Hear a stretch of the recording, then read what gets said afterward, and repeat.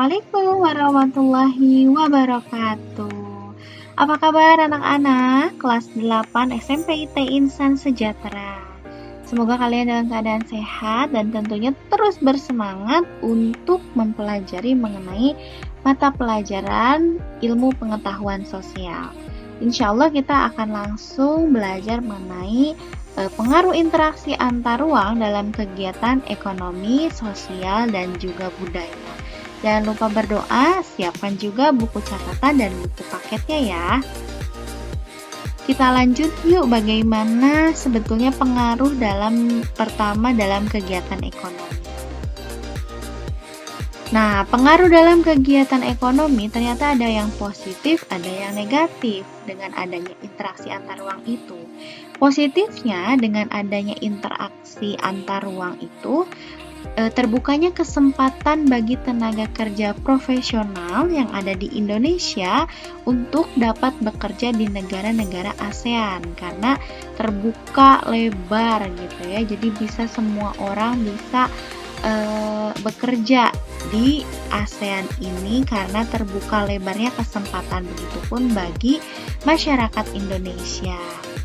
Yang kedua itu investasi. Investasi dari negara-negara ASEAN ini bisa masuk ke Indonesia. Untuk apa? Investasi yang diberikan oleh asing itu bisa digunakan untuk mengembangkan berbagai industri maupun jasa yang ada di Indonesia. Karena untuk berkembang kita juga perlu yang namanya modal. Yang ketiga adalah pangsa pasar.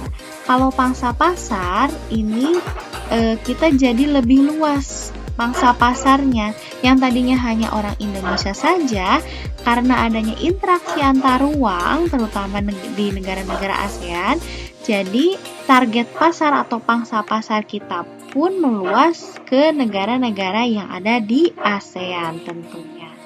Selanjutnya, bagaimana pengaruh negatifnya? Kalau negatifnya yang pertama adalah dalam bidang ekonomi atau kegiatan ekonomi, kita harus bisa bersaing dengan tenaga kerja asing. Karena tidak menutup kemungkinan WNA warga negara asing itu datang ke Indonesia juga untuk mencari pekerjaan ya. Nah, seperti itu. Lalu yang kedua, kemungkinan terjadinya eksploitasi sumber daya alam di Indonesia. Karena banyak orang yang mengetahui bagaimana potensi di Indonesia dan juga mereka membutuhkannya, kemungkinan mereka akan melakukan adanya eksploitasi. Yang ketiga, barang impor dari negara-negara di ASEAN itu bisa mematikan produk-produk yang ada di dalam negeri atau di Indonesia. Karena mungkin mereka melihat kalau dibuat di luar negeri sepertinya lebih bagus atau daripada di Indonesia, atau mungkin dari harganya sendiri yang lebih murah, seperti itu. Selanjutnya, bagaimana dengan kegiatan sosial? Kalau di kegiatan sosial, di positifnya itu tentunya ini adanya interaksi ini akan menciptakan solidaritas antar negara-negara yang ada di ASEAN. Yang kedua, adanya upaya untuk mendorong isu-isu kebijakan terkait dengan pencapaian kesejahteraan sosial dan pembangunan antar negara anggota ASEAN. Jadi di sini karena kita adanya interaksi itu pasti akan ada upaya supaya apa? Supaya masyarakat bisa sejahtera dan bisa membangun negaranya ya. Seperti itu. Selanjutnya, dampak negatifnya dari kegiatan sosial ini. Yang pertama, terkadang penanaman modal atau investasi dari asing itu biasanya bertentangan dengan norma-norma sosial yang ada dalam kehidupan kita ataupun nilai-nilai yang ada dalam kehidupan kita. Yang kedua, muncul sikap negatif konsumerisme dan hedonisme ya. Jadi kita menghambur-hamburkan uang, juga kita lebih ke konsumtif,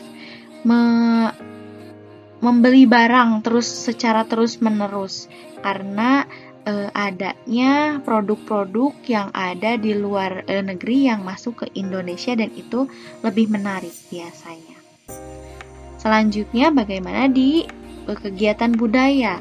Di kegiatan budaya ada positifnya juga.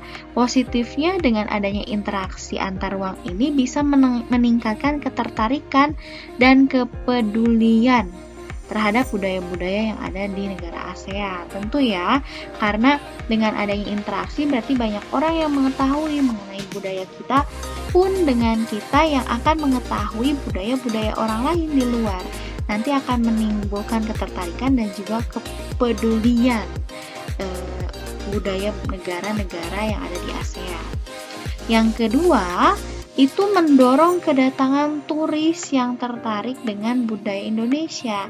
Tentunya kalau misalnya adanya interaksi, pasti kita bisa mendapatkan informasi dan memberikan informasi. Ketika kita bisa memberikan informasi mengenai budaya di Indonesia, akan ada banyak orang-orang yang tertarik untuk datang ke Indonesia. Nah, ini dari segi budaya, sisi positifnya. Lalu bagaimana dengan sisi negatifnya? Di sisi negatifnya, budaya itu bisa jadi tersisihkan, budaya daerah khususnya ya, kalah sama budaya-budaya yang lain karena banyaknya informasi, banyaknya budaya lain masuk ke Indonesia, akhirnya menyisihkan budaya kita sendiri yang sebetulnya harus kita lestarikan.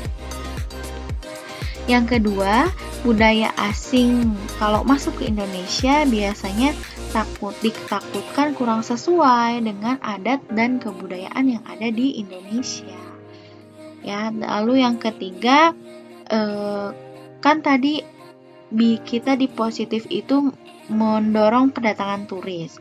Nah, dengan adanya kedatangan turis ini bisa membuat kebudayaan daerah kita juga sedikit demi sedikit berubah dari aslinya dan lebih mengikuti selera turis gitu ya, turis asing yang disukai oleh turis asing gitu ya. Jadi akan ada sedikit perubahan seperti itu ya.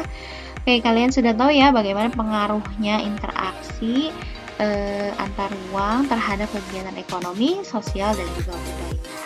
Jadi kalian harus bisa mengantisipasi bagaimana kita bisa memaksimalkan positifnya dan kita mengantisipasi negatifnya. Selanjutnya, mungkin kemarin kita sudah bahas ya mengenai perdagangan antar daerah atau domestik. Seperti yang kita ketahui, perdagangan antar daerah itu kan adalah perdagangan yang diselenggarakan antar tempat atau wilayah, biasanya masih di negara yang sama. Contohnya Jawa Barat membeli barang tambang dari Papua ya, masih di negara yang sama, provinsi Jawa Barat dan provinsi Papua. Atau Papua yang membeli sayuran ke Jawa Barat, masih di daerah yang sama. Atau kalau dari daerah kita, misal orang-orang Sumedang kan pasti butuh garam ya. Nah, garam itu bisa didapatkan di tempat yang unggul garamnya, yaitu adalah Madura. Ini masih di satu wilayah atau di satu negara seperti itu. Selanjutnya, ada juga yang dimaksud dengan perdagangan antar negara atau perdagangan internasional ya. Kalau perdagangan antar negara itu adalah perdagangan antar dua negara ya. Jadi bukan di sama negara tapi bisa dua negara ataupun lebih. Nah, dalam perdagangan antar negara ini dikenal dengan istilah ekspor dan juga istilah impor. Kalau ekspor itu kita menjual ya dari dalam negeri ke luar negeri. Contohnya adalah Indonesia menjual kelapa sawit ke Amerika Serikat. Kalau impor itu kegiatan membeli barang atau jasa dari luar negeri ke dalam negeri. Contohnya adalah ketika Indonesia membeli mobil dari Jepang. Seperti itu ya. Ini sudah kalian pelajari, hanya mengulas. Selanjutnya, nah tadi kan kita sudah belajar mengenai perdagangan antar daerah, juga perdagangan antar negara, gitu ya. Lalu apa sih Bu sebetulnya manfaat dari perdagangan antar negara? Kalau antar daerah kita sudah belajar ya di keunggulan dan keterbatasan karena saling membutuhkan, adanya permintaan penawaran yang harus dipenuhi ya. Nah, lalu hampir sama sebetulnya dengan perdagangan antar daerah, perdagangan antar negara juga memiliki manfaat. Tapi ada hal penting di sini, manfaat yang harus kita perhatikan sehingga kita yakin bahwa perdagangan antar negara ini memberikan manfaat bagi Indonesia. Yang pertama, kita bisa mendapatkan devisa. Sebelumnya kita boleh lihat di halaman 133 ya.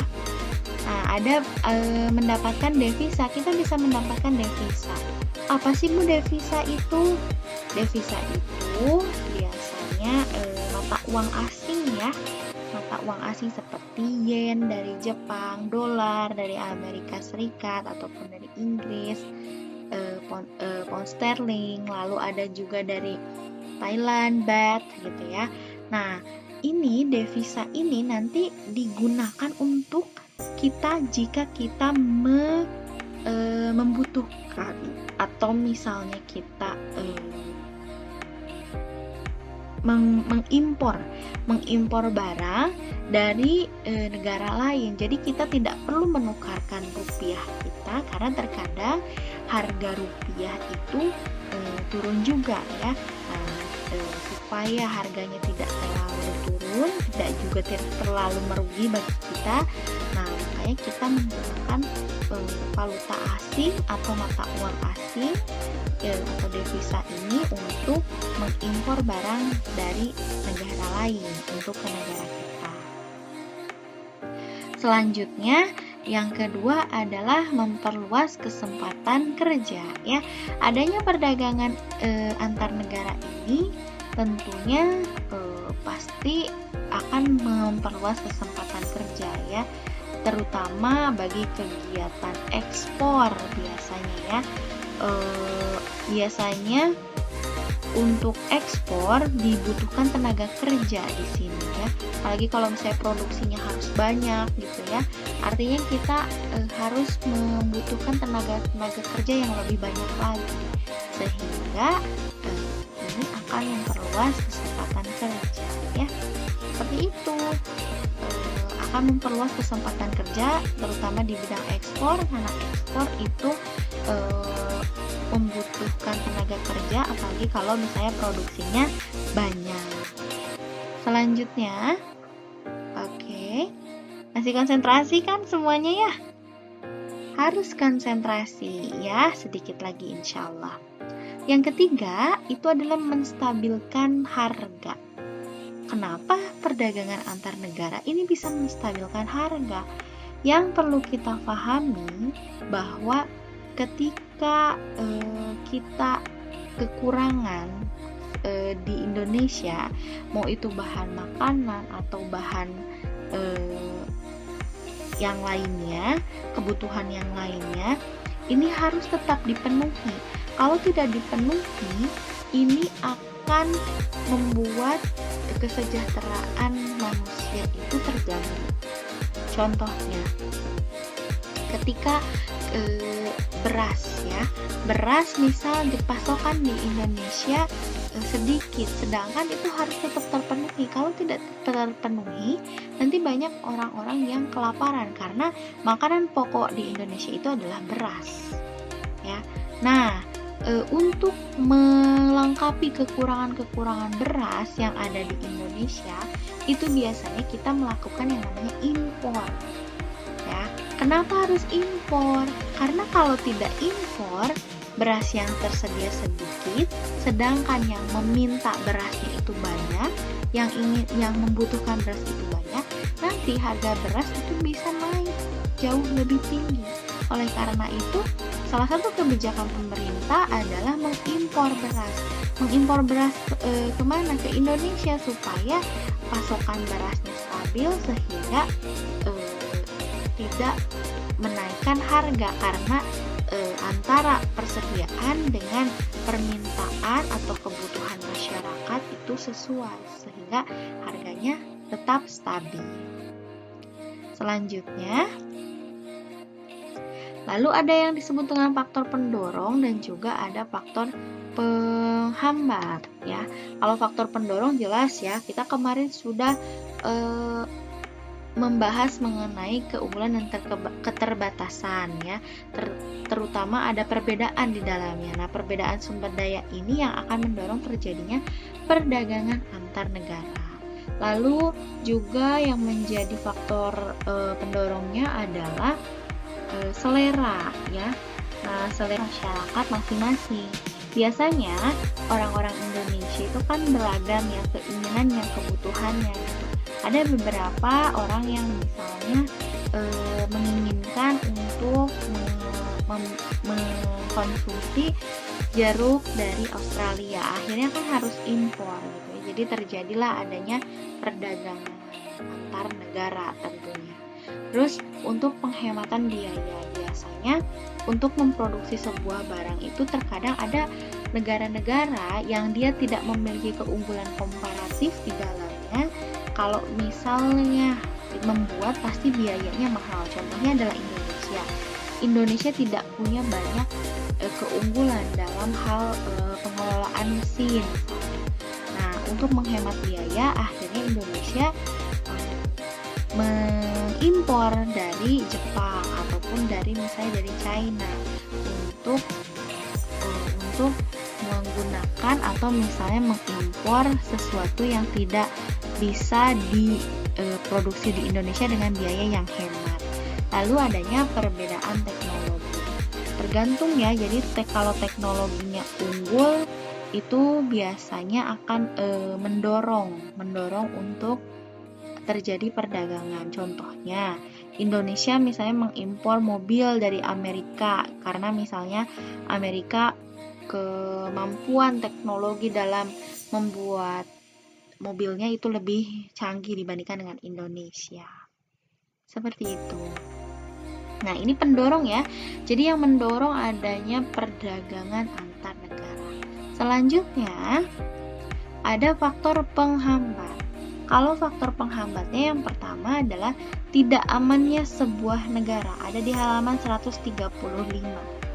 Tidak amannya suatu negara.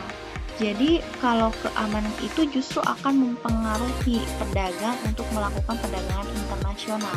Kalau misalnya si negara itu tidak aman, biasanya pedagang itu akan beralih ke tempat yang lebih aman. Seperti di sekarang yang konflik ya yang kita ketahui negara Islam yaitu Palestina ya. Karena tidak aman negaranya, maka sangat minim sekali adanya perdagangan internasional karena mereka saja masih harus berjuang untuk mendapatkan hak-haknya seperti itu. Selanjutnya kebijakan ekonomi pemerintah ya. Biasanya kebijakan sebuah negara itu akan menghambat perdagangan antar negara atau perdagangan internasional. Salah satunya adalah pembatasan jumlah impor. Jadi ada kebijakan bahwa tidak boleh impor terlalu banyak beras ataupun tidak boleh terlalu banyak kita mengimpor kedelai ya. Nah, lalu juga ada misalnya ada perizinan yang sulit ataupun misalnya biaya pungutan impornya juga yang banyak. Lalu selanjutnya yang ketiga adanya tidak stabilnya kurs mata uang asing ya. Kurs mata uang asing. Nah, kurs ini biasanya membuat eksportir maupun importir mengalami kesulitan untuk menentukan harga berdasarkan mata uang karena kurs itu nilai tukar ya, nilai tukar uang. Jadi kalau misalnya di Indonesia itu $1 itu misalnya 14.000. Nah, itu yang dinamakan dengan kurs ya. Nah, karena terkadang naik turun itu nanti akan menyulitkan para importir maupun eksportir untuk menentukan harganya sendiri itu berapa. Seperti itu. Ya. Jadi inilah yang tadi sudah kita pelajari ya. Kita sudah tahu bagaimana pengaruh dari ekonominya, lalu pengaruh sosialnya, lalu budayanya. Terus kita juga sekilas mengenai perdagangan antar daerah, sekilas juga mengenai perdagangan antar negara, lalu manfaat, serta faktor pendorong dan juga faktor-faktor lainnya. Nah, mungkin di pembelajaran kali ini cukup segitu aja, karena Ibu tidak ingin kalian terlalu banyak melihat handphone. Jadi silahkan boleh sambil mencatat atau apa nanti akan kita komunikasi di WhatsApp ya.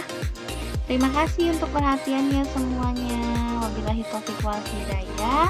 Wassalamualaikum warahmatullahi wabarakatuh. Kalau ada pertanyaan, silahkan WhatsApp atau kita diskusi di WhatsApp.